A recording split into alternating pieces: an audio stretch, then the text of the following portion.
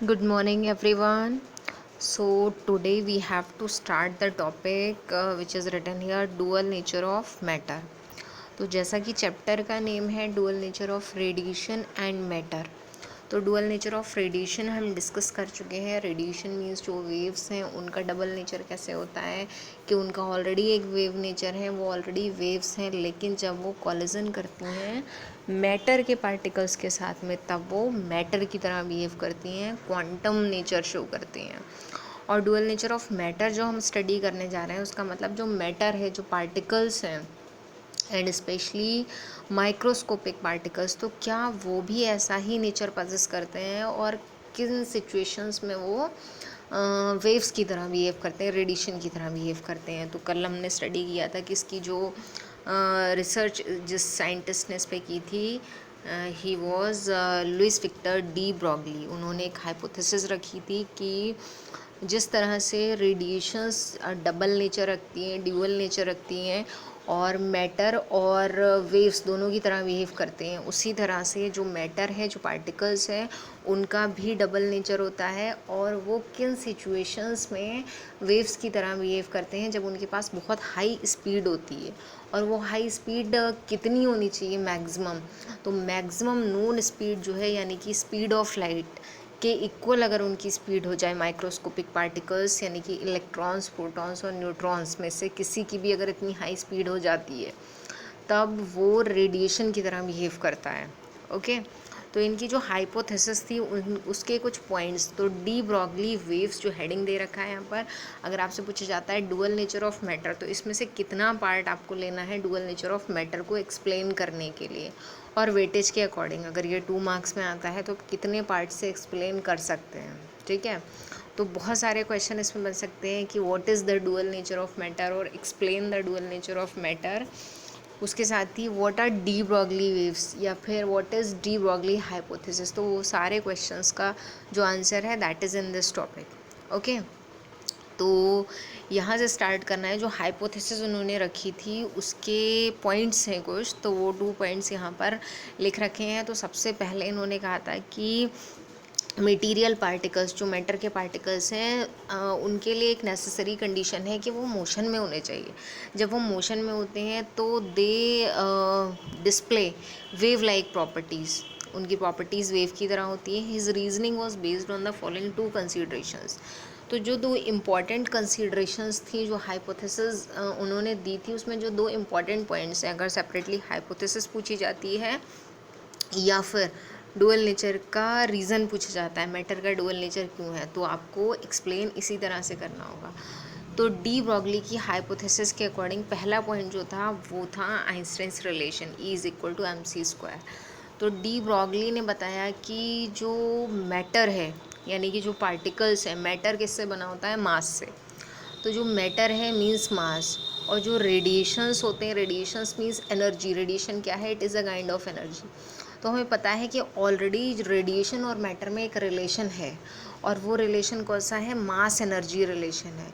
यानी कि mass energy में कन्वर्ट हो सकता है और एनर्जी मास में कन्वर्ट हो सकती है। ये आइंस्टाइन ने पहले ही अपने रिलेशन में बता दिया था। कुछ फिनोमेना ऐसे थे जो आपने 11th क्लास में स्टडी कर रखे हैं कि कैसे मास और एनर्जी एक दूसरे में कन्वर्ट हो जाते हैं। जैसे कि सन में जो एनर्जी का सोर्स है, वो सोर्स यही है कि उसका जो मास है वो कुछ एनर्जी की फॉर्म में कन्वर्ट हो जाता है। इसी तरह से आपने जो कॉलिजन पढ़ा था इलेक्ट्रॉन और पॉजिट्रॉन का, उससे गामा रेज एमिट होती हैं। तो इस तरह के फिनोमेना प्रूफ कर चुके हैं कि एनर्जी और मास एक दूसरे में कन्वर्ट हो सकते हैं। तो इसी रिलेशन को बेस माना इन्होंने, और इसी रिलेशन की बेसिस पर बताया कि इसका मतलब कि दोनों के बीच सिमेट्री होनी चाहिए। एनर्जी, रेडिएशन, मास, मैटर, दोनों के बीच सिमेट्री। तो एक चीज़ तो डुअल नेचर ऑलरेडी पजेस कर रही है, यानी कि रेडिएशन के पास डुअल नेचर है, तो इसका मतलब मास के पास भी डुअल नेचर होना चाहिए। तभी हम ये कह सकते हैं कि दोनों के बीच में सिमेट्री है। ओके, तो इस पॉइंट को आपको कैसे लिखना है? तो सबसे पहले आपको आइंस्टाइन्स रिलेशन से स्टार्ट करना है कि we know E is equal to M C square and it shows that there should be a equivalence between matter and radiation, energy and mass. तो there must be a mutual symmetry between matter and radiation, और symmetry तभी होगी जब एक dual nature रखता है तो दूसरा भी डुअल नेचर रखता हो। और इसको सिर्फ एक्सप्लेन नहीं किया गया, बल्कि बहुत से फिनोमेना ऐसे हैं जो इसको प्रूव भी करते हैं। इसी तरह से सेकंड जो पॉइंट है वो भी इन्होंने, सेकंड पॉइंट जो है वो सिमेट्री की बेसिस पे दिया है कि nature loves symmetry. Nature symmetry को एक्सप्लेन करती है, नेचर सिमेट्री को शो कर रही है, तो नेचर लव्स सिमेट्री। इसका मतलब ये है कि सिमेट्री दोनों के बीच में है, रेडिएशन और मैटर के बीच में। तो जब रेडिएशन हैज़ डुअल नेचर तो इसलिए मैटर भी डुअल नेचर रखेगा। ठीक है, तो दोनों पॉइंट एक ही तरह के हैं। एक पॉइंट में आपको ये बताना है कि नेचर के अकॉर्डिंग सिमेट्री इनमें प्रूव हो रही है, और दूसरा जब एनर्जी मास में कन्वर्ट हो सकती है, मास एनर्जी में, तो इसका मतलब दोनों के पास डबल नेचर है। एनर्जी मास में कन्वर्ट हो जाती है और मास एनर्जी में कन्वर्ट हो जाता है, दोनों का एक दूसरे में इंटर कन्वर्जन हो रहा है, तो दोनों सेकंड नेचर भी रखते हैं। ओके, तो इस तरह से इस क्वेश्चन में आपको बताना है कि डी ब्रॉगली हाइपोथेसिस क्या होता है, डुअल नेचर कैसे होता है मैटर का, और डुअल नेचर का रीज़न क्या है। ठीक है, उसके बाद आता है डी ब्रॉगली वेव्स। तो जब आप डी ब्रॉगली वेव्स को एक्सप्लेन करेंगे तो डी ब्रॉगली वेव्स का मतलब वही वेव्स हैं जब मैटर मीन्स मास, जब मास एनर्जी में कन्वर्ट हो जाता है, तो जो एनर्जी बनती है, जो एनर्जी है, जो रेडिएशंस बन रहे हैं, उन्हीं रेडिएशंस को वेव्स कहते हैं। तो जब मास एनर्जी में कन्वर्ट हो गया, और किस रीज़न से कन्वर्ट हुआ, क्योंकि मास के पास बहुत हाई स्पीड थी, तो मास जब मोशन में है और हाई स्पीड के साथ मूव कर रहा है, तो उसके साथ में जो एसोसिएटेड वेव्स हैं, जो उसके साथ में वेव्स चल रही हैं, उन्हीं वेव्स को कहा जाता है डी ब्रॉगली वेव्स, और उन्हीं वेव्स की वेवलेंथ को बोला जाता है डी ब्रॉगली वेवलेंथ। ओके, तो डी ब्रॉगली वेवलेंथ को फाइंड आउट करने के लिए आगे रिलेशन भी दे रखा है। तो जब आप इसको डी ब्रॉगली वेव्स को एक्सप्लेन करेंगे तो हमेशा डी ब्रॉगली वेवलेंथ का रिलेशन भी ड्राइव करने के लिए आएगा। तो डी ब्रॉगली वेव्स क्या होती हैं, those waves associated with material particles in motion are called matter waves भी बोलते हैं इनको, और डी ब्रॉगली वेव्स भी, and their wavelength is called de Broglie wavelength. अब डी ब्रॉगलीज वेव इक्वेशन आती है, उसी में डी ब्रॉगली वेवलेंथ को फाइंड आउट किया है। तो डी ब्रॉगली की जो वेव इक्वेशन थी वो आपको पता है कि आइंस्टाइन रिलेशन से एक इसमें स्टेप लिया गया है, तो we know Einstein relation E is equal to M C square, और दूसरा रिलेशन आपके पास ऑलरेडी क्वांटम थ्योरी से है, E is equal to H nu. तो दोनों रिलेशन किसके हैं, एनर्जी के। तो एनर्जी के इन दोनों रिलेशंस को कंपेयर किया है, one is E is equal to H nu, second one is E is equal to M C square. जब कंपेयर करते हैं तो this form will be there, h nu is equal to mc square, and take care of v and nu। Again I am saying कि मेरे पास symbol available नहीं था, इसलिए मैंने ये जो न्यू सिंबल है इसको यहाँ v लिखा है। तो कंफ्यूज मत होइए कि ये वेलोसिटी तो नहीं है, ये फ्रीक्वेंसी ही है, क्योंकि relation e is equal to H nu में आ रही है। तो जब हमने इनको कंपेयर किया तो हमें एक स्टेप मिला है, h nu is equal to M C square. हमें फाइंड आउट क्या करना है, वेवलेंथ। वेवलेंथ का सिंबल क्या होता है, लैम्डा। और एक रिलेशन आप पढ़ कर आए हैं 11th क्लास में कि जो फ्रीक्वेंसी, वेवलेंथ और स्पीड ऑफ लाइट में रिलेशन था। ठीक है, तो वो रिलेशन आपको थोड़ा सा यहाँ याद रखना पड़ेगा। वो रिलेशन ये था, frequency is equal to c upon lambda, ये रिलेशन होता है। अगर आपको फ्रीक्वेंसी को वेवलेंथ में कन्वर्ट करना हो तो that will be c upon lambda. ठीक है, तो नेक्स्ट स्टेप में लैम्डा सिंबल अवेलेबल नहीं है, इसलिए मैंने ब्लैंक स्पेस छोड़ा है। अब आप समझ गए हैं कि आपको इस न्यू की जगह पे क्या लिखना है, एच सी अपॉन लैम्डा। तो यहाँ पर आपको जो सिंबल बनाना है दैट इज़ लैम्डा। ठीक है, सी के आगे ब्लैंक स्पेस छूटा है और अपॉन का साइन बना है, तो h nu is equal to M C square के बाद में हो जाएगा h c upon lambda is equal to M C square. फिर आपको क्या करना है, लेफ्ट साइड में लैम्डा फाइंड आउट करना है। तो आपने लिखा लैम्डा इज़ इक्वल टू, तो रिलेशन दोनों साइड सी आ रहा है तो सी की एक पावर कैंसिल हो जाएगी, और लैम्डा इज़ इक्वल टू बचेगा एच अपॉन एम सी। या फिर आपको पता है एम सी जो है मास इनटू स्पीड, वो मोमेंटम का सिंबल होगा। किसका मोमेंटम है, फोटोन का है। तो lambda is equal to h upon p, ये बहुत इंपॉर्टेंट रिलेशन है। डी ब्रॉगलीज वेवलेंथ जो है उसका फॉर्मूला है एच अपॉन पी। तो जहाँ एच क्या है, प्लैंक्स कांस्टेंट, और पी क्या है, मोमेंटम। तो ये फॉर्मूला आपको याद रखना पड़ेगा। वेवलेंथ जहाँ भी फाइंड आउट करनी है वहाँ एच अपॉन पी। तो वियर, अब यहाँ एक्सप्लेन, जहाँ जहाँ मैंने सिंबल नहीं लिखा है वहाँ सिंबल आपको खुद लिखना पड़ेगा। Wear lambda is the wavelength of the radiation of frequency new and, ये लिखा है मोमेंटम, दोनों को एक्सप्लेन कर दिया। फ्रीक्वेंसी कितनी है, न्यू है, मोमेंटम कितना है, p is equal to M c, is the momentum of the photon. According to de Broglie's hypothesis, it must be true for particles, ये सारे particles जितने भी माइक्रोस्कोपिक हैं, क्योंकि जब मास कम होगा तभी स्पीड ज़्यादा होगी। तो इसमें मैकेनिक्स भी थोड़ी अप्लाई हो रही है। तो 11th क्लास का जो मैकेनिक्स वाला पार्ट है वो अगर आपको याद है अच्छी तरह से, तो आपने पढ़ा है कि मास और स्पीड जो है वो अगर फोर्स लग रहा हो इक्वल, तो मास और स्पीड इन्वर्सली प्रोपोर्शनल होते हैं। तो उस रीज़न से भी माइक्रोस्कोपिक पार्टिकल्स होते हैं। तो ये माइक्रोस्कोपिक पार्टिकल्स जब मोशन में होते हैं तो उनके लिए डी ब्रॉगलीज हाइपोथेसिस जो है दैट इज़ वेरी ट्रू, बिल्कुल सही है वो। तो उसके आगे एक काम और किया है कि अगर आपको फोटोन की आप बात नहीं कर रहे हैं, क्योंकि फोटोन में स्पीड ऑफ लाइट आती है, अगर नॉर्मली आप किसी भी पार्टिकल की बात कर रहे हैं तो रिलेशन था lambda is equal to h upon p, और फोटोन के लिए था एच अपॉन एम सी। अगर आप किसी भी पार्टिकल के लिए बात कर रहे हैं तो एच अपॉन पी को आप एच अपॉन एम वी लिखेंगे, क्योंकि जिस भी पार्टिकल की स्पीड है दैट विल बी वी, और सिर्फ फोटोन के लिए ये स्पीड सी होगी। ठीक है, तो एक और रिलेशन आ जाता है lambda is equal to h upon p या फिर lambda is equal to h upon m v. Question number 3। तो this is de Broglie wave equation, ये कहलाती है आपकी, क्योंकि ये वाला जो केस है एक पर्टिकुलर केस है फोटोन के लिए। और अगर आप ये लिख देते हैं वही रिलेशन है, थोड़ा सा बस डिफरेंट कर दिया है, स्पीड का सिंबल वी लिख दिया है। सिंबल्स में कंफ्यूज मत होइए, कहीं वी सिंबल भी आ रहा है और कहीं न्यू भी आ रहा है। यहाँ वी सिंबल है थर्ड इक्वेशन में, और एनर्जी के साथ जब आएगा तो न्यू सिंबल होगा। तो lambda is equal to h upon p is equal to h upon m v, ये है de Broglie wave equation for material particles. It explains the dual nature of matter, और यही एक्सप्लेन करती है matter का dual nature. उसके बाद हमें कुछ पॉइंट्स यहाँ से लिखने हैं, जो कंक्लूज़न, जो डी ब्रॉगली वेव इक्वेशन है, जो डी ब्रॉगली हाइपोथेसिस है, जो रिलेशन आपने ड्राइव किया उसका कंक्लूज़न क्या है, उससे कुछ क्या कौन से पॉइंट्स जो हैं वो यहाँ पर हम लिख सकते एज अ रिजल्ट। तो from de Broglie's equation we find that, सबसे पहला पॉइंट आ रहा है, आपने देखा lambda is equal to h upon p है।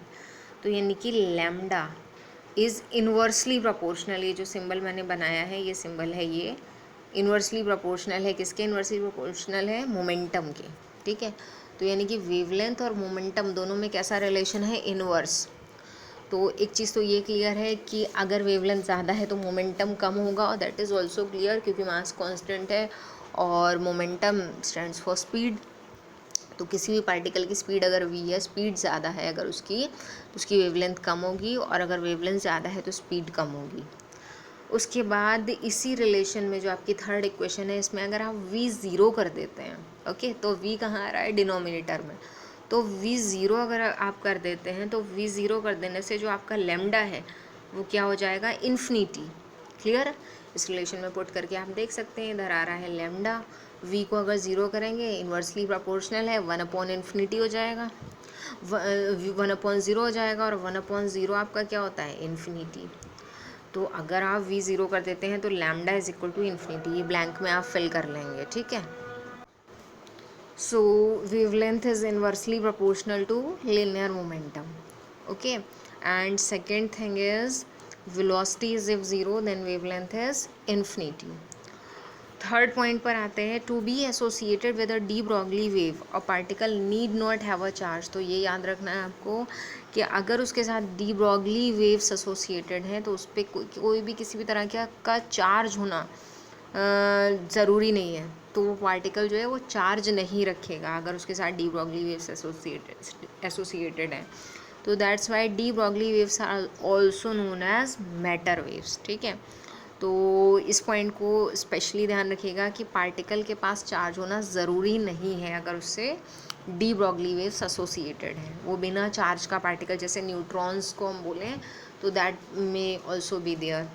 फिर फोर्थ पॉइंट है, de Broglie waves can not be electromagnetic in nature. ये इलेक्ट्रोमैग्नेटिक नहीं हो सकती हैं नेचर में, because electromagnetic waves are associated with accelerated charge particles. तो उनके लिए थर्ड पॉइंट से ही रिलेटेड है कि जो इलेक्ट्रोमैग्नेटिक वेव्स हैं वो हमेशा एसोसिएटेड होती हैं एक्सेलरेटेड चार्ज्ड पार्टिकल से। तो इसके लिए चार्ज पार्टिकल होना ज़रूरी नहीं है, इसलिए ये इलेक्ट्रोमैग्नेटिक नेचर में नहीं होती हैं। इलेक्ट्रोमैग्नेटिक वेव्स यानी कि radiations, those are the different types of waves, लेकिन डी ब्रॉगली वेव्स जो हैं वो डिफरेंट टाइप की वेव्स होती हैं।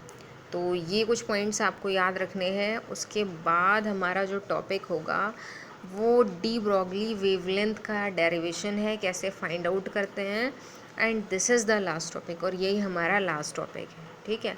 तो डी ब्रॉगली वेवलेंथ का जो डेरिवेशन आपको यहाँ पर करना है, उस डेरिवेशन के लिए सबसे पहले जो कंसिड्रेशन आपको लेनी है, क्योंकि आपको वेवलेंथ फाइंड आउट करनी है, तो ये माना है कि एक इलेक्ट्रॉन जो है दैट इज़ ऑफ मास, उसका मास स्मॉल m है, उसका चार्ज स्मॉल e है, और उसकी जो फाइनल वेलोसिटी, क्योंकि वो रेस्ट से मोशन उसने स्टार्ट किया है, तो फाइनल वेलोसिटी है उसकी v और इनिशियल विल बी 0, और पोटेंशियल डिफरेंस, क्योंकि उस एक्सेलरेट अगर कर रहा है तो किस रीज़न से एक्सेलरेट किया है, पोटेंशियल डिफरेंस की वजह से, वो है कैपिटल V वोल्ट्स। तो उसने कितनी काइनेटिक एनर्जी गेन की, तो काइनेटिक एनर्जी उसने किससे गेन की है, उसने काइनेटिक एनर्जी इलेक्ट्रिक फील्ड से गेन की है, क्योंकि पोटेंशियल डिफरेंस प्रोवाइड किया गया। तो काइनेटिक एनर्जी उसने जितनी गेन की है वो किसके इक्वल होगी, जितनी की इलेक्ट्रिक फील्ड थी या जितना की पोटेंशियल डिफरेंस था, ठीक है। तो काइनेटिक एनर्जी के रिलेशन से हम स्टार्ट करेंगे ½ mv², और ये 11th क्लास का रिलेशन है, आपको पता है। अगर इसको मोमेंटम के टर्म्स में लिखें तो p²/2m। अब work done on the electron, ये हमने इलेक्ट्रिक फील्ड या पोटेंशियल के रिलेशन से लिया है कि वर्क कितना होगा, E × V। आपको पता है काइनेटिक एनर्जी और वर्क डन इक्विवेलेंट होंगे, तो K = ये वाला रिलेशन और ये कंपेयर कर दिया, p²/2m = EV। यहाँ से हम क्या फाइंड करेंगे, मोमेंटम। तो मोमेंटम P = √2m के यहाँ काइनेटिक एनर्जी या √2m EV, ये पता है आपको, 11th क्लास का ही इतना पार्ट है, वहाँ ऑलरेडी ये ड्राइव्ड है।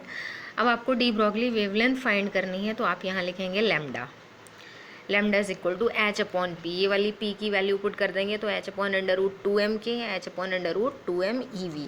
अब आपको क्या करना है, ये जितने भी सारे कॉन्स्टेंट्स हैं इनकी वैल्यू पुट कर देनी है। तो पता है h प्लैंक्स कॉन्स्टेंट की value 6.63 × 10⁻34 joule second, mass of electron 9.1 × 10⁻31 kg, और इलेक्ट्रॉनिक चार्ज 1.6 × 10⁻19 कूलम। तो यहाँ से अगर आप फाइंड करें डी ब्रॉगलीज वेवलेंथ लैम्डा, तो यहाँ पर सिर्फ पोटेंशियल छोड़ देंगे, पोटेंशियल जितना भी गिवन होगा वो पुट कर लेंगे। तो लैम्डा = मीटर में आंसर आएगा 12.3 × 10⁻10 मीटर अपॉन √V। V क्या है, पोटेंशियल। और अगर आप एंगस्ट्रॉम में कन्वर्ट कर लेंगे तो 12.3, ये 10⁻10 रिमूव हो जाएगी, तो 12.3 अपॉन √V, और मल्टीप्लाई में है ये angstrom. Okay, so now this chapter is finished, and from next turn we will start the next chapter, that is atoms. Okay, thank you.